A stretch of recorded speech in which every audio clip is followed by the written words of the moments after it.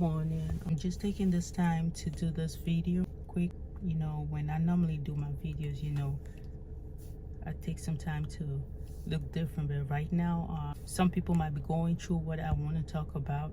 And from experience, I will be talking about having grown-up kids that made up their mind to get a boyfriend or a girlfriend or get a wife or husband.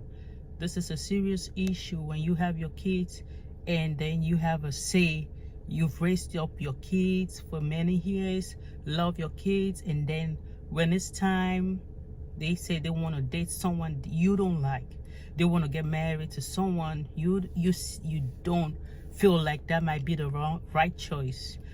Parents have different reasons for disagreeing with who their kids should date, who their kids should marry, who their children should get married to. Some reasons might be selfish, and some can be genuine. Some might be out of jealousy, and some might be out of concern, and this creates a lot of problems because I've seen this brought a lot of friction in the family and bonds are broken.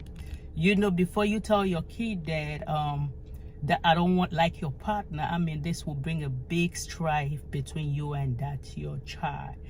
And this has been ongoing. Families have been separated because when it's time for them to go, or when it's time for them to hang out with who they want to hang out, they start disrespecting.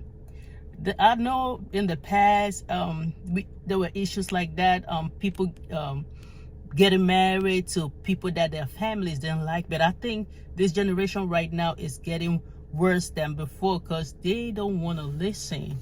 They feel like they are entitled to everything they want. If mama wants it, if I want it, I get it. If I want it, I get it. I name it, I claim it. So you can't even let them know that we are concerned about this person that you are about to move into it. You are concerned about this relationship. They will cut you off. It's horrible. And those the generation don't know that when they cut off their parents, it's just like cutting off blood and life supply. It's like cutting off oxygen because daddy and mama has been depending on kids for a long time, and then suddenly they cut them off. They don't talk to them. They move out of the home. They go to places. These children, parents don't even know where their children are. So this is a big issue. This issue has led to many parents developing serious ailments, anxiety, depression, high blood pressure, and different kind of pressure, because if their kids don't speak to them no more, they lose joy, they lose happiness, they feel disconnected to the world. So this is a serious situation. How are we going to do it? Our kids, they want what they want. This is a different generation. It's like if mama says, I don't want this girl, I don't want this man, I don't want you to do this, they cut you off and then they leave you, abandon you, they got you deserted. Sometimes they go married and they're married for life. I've seen people that said, oh, I don't speak with my kids. It's been like 24 years. I ain't talking to my kids. Like, she got married and she don't want me coming around. I don't know about her kids. I heard she has grandkids and stuff like that. I hear stuff a lot like that, and this is so hurtful that you got people still living that had relationship with their kids, but they can't even talk to their kids no more. Their kids don't talk to them because they did not support who they moved into. And sometimes these things backfire. Like when they move out, they get into some relationships. Some end up good, some wind up good, but some get into a whole big mess, and that's when they want to come back. But sometimes their parents are dead because they put so much pressure on them. They put so much pressure. So I just really want to say it's not easy when your kids tell you that mama, I'm not gonna talk to you no more, you're not gonna see my face no more, I'm not coming home no more, because you are complaining about Joe, you are complaining about Beatrice, you are complaining about my husband. I don't want to see you no more. It's a hard time. I would think that's the time that you will need a lot of prayers, you will need a lot of support, you will need therapy, you will need counseling, you will need to surround yourself with people that will support you so you don't die that faster. Because when you end up being bitter, being angry, that will have so much slow effect on your health. and your mental health and your peace. You will lose focus at work, and you will lose so much joy. So this is a time that when your kids say, I don't want to talk to you no more, I don't want to know you no more, and I take off your name from my name, and you're not gonna see me forever. Damn, I've been with people that said, oh, I haven't seen my mom for a long time and I don't want to see her. I've seen people that said, oh, I did not see my sister. You know, I just recently had someone talk with someone that she is 40 right now, and she said she just saw her sister when she was, the last time was when she was 14. Was it 14 or 17? Because she moved away because the sister told her that I don't want the way you're living and people you're hanging out with, and you need to stop that. And she moved out in the streets, and that was it. You know, it's so sad. Who can help this generation right now? Who can talk to the youths? Who can let them know that they don't just walk off their elders because they disagree about who they get married to? And that brings me to this point that if you want to avoid not being in sync with your kids, your children, just let them be. If they say they won't get married to whoever, just let them be. If something happens to them, that will be all on them. Just tell them, oh, I don't like this, and these are the points that I really don't like about that relationship. And if they insist, just let them go. That's their life. If something happens bad in the future, that will be on them. And just have to deal with it.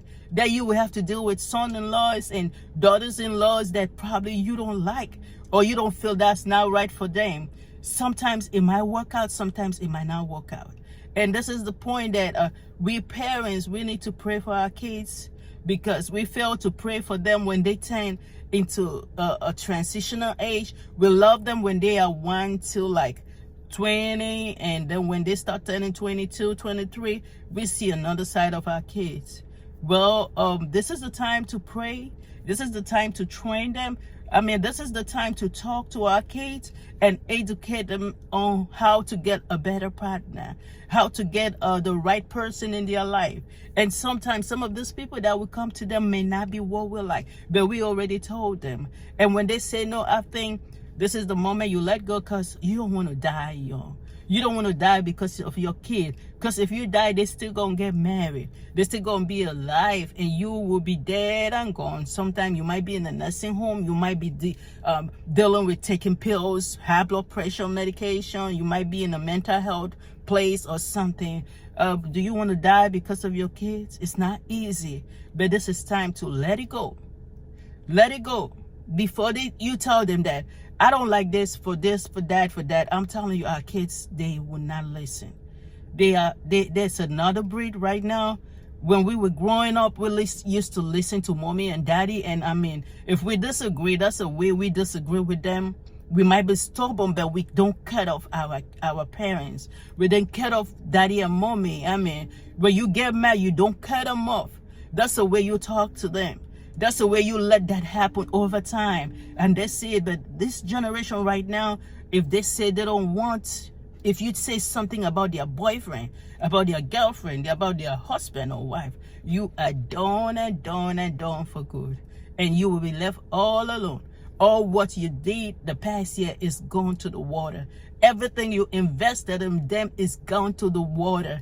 I mean, all the time you sought to make them who they are, send them to school, took care of them, fed them and everything, it's just all gone. And this boils down to the point that, what's the point even having all these kids? What's the point having a large number? Because we really don't own them. Like, when it's time for them to leave, they leave. When it's time for them to move on, they move on.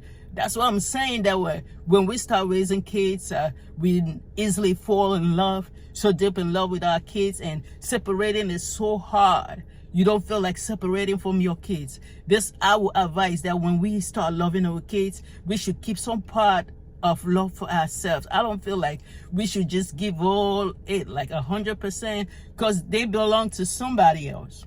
Our kids belong to somebody else. That's just what I see. They belong to somebody else. When it's time for them to move on, they move on. When they're 28, 25, whatever, When they're 31, God, they gone.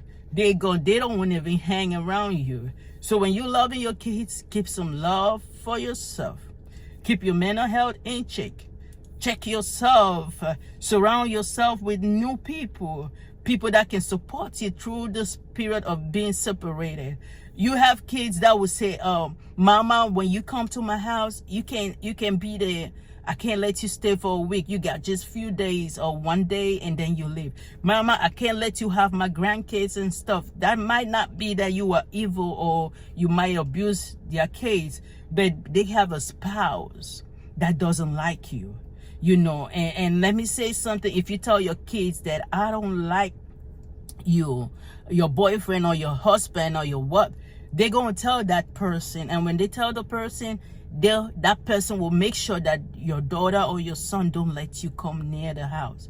They'll make sure that they make your life miserable and hate you real good. So this is what parents go through. This is what happens when a lot of people get their kids who go into relationships that they do not agree with. There's a lot of friction, and I want you to bear with it. It is so painful. It is so painful, but also learn to keep some love for yourself.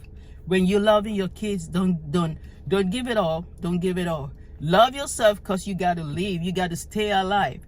You don't want to die young.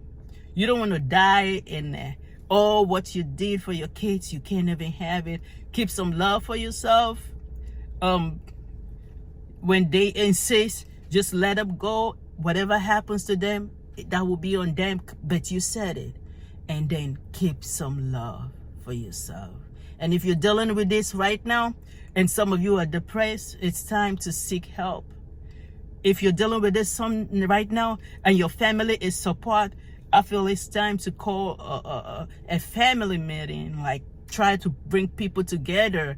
Bring a counselor, a pastor, or a rabbi, whatever you have, or someone from the temple that you attend to, the mosque, whatever it is. Just bring someone that can bring the family back together and let people be people. Let them be people. Let them decide for themselves, and just leave them. Let them go. Thank you for watching Opinion Center.